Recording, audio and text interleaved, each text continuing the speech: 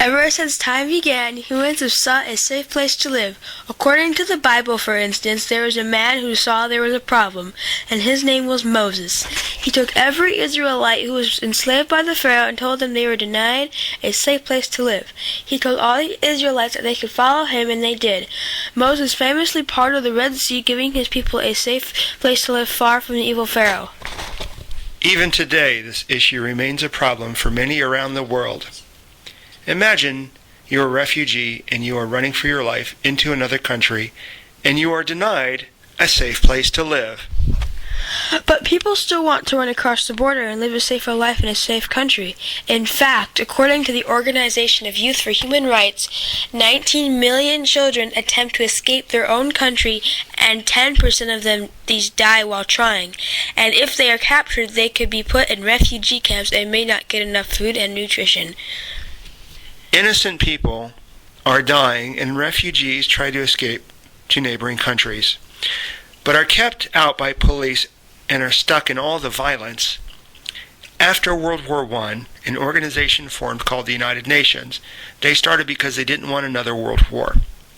In 1948, the United Nations made a charter that declared there are 30 human rights. This paper is about one of them. Number 14 says that all people have the right to seek a safe place to live. But since the United Nations doesn't have the force of law, they can't make people follow the charter, and the charter is optional. It seems like a terrible situation if you're a husband and maybe a father and you have to fight and you want your family to be safe and send them away and they aren't allowed into other countries, then they are in great danger. If you are involved in the United Nations, then you'd support the charter and you would go to other people and try to convince them that they should follow this set of rights. You could go to other countries and tell the king or leaders and tell them why they need to let their people seek a safe place to live. If you are a king or leader and have to take care of your own people, and you have all these other people coming in, you can barely take care of the people that you have. People that are hard workers and have jobs, but other people are willing to work harder than you, and you lose your job, and then you are poor, and you eventually either end up dead or sent into another country and you have to survive. I think that the right to seek a safe place to live is a reasonable right because the right can happen to anybody. I'll bet if you were staring down the barrel of a gun, you would wish you could run to another country.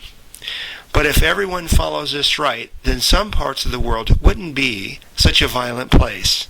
If you're a person that wants a better, safer life and more education and just a better life because you don't have a good education, you're a person that can't get a good job, then you don't have money and you probably want to go somewhere else.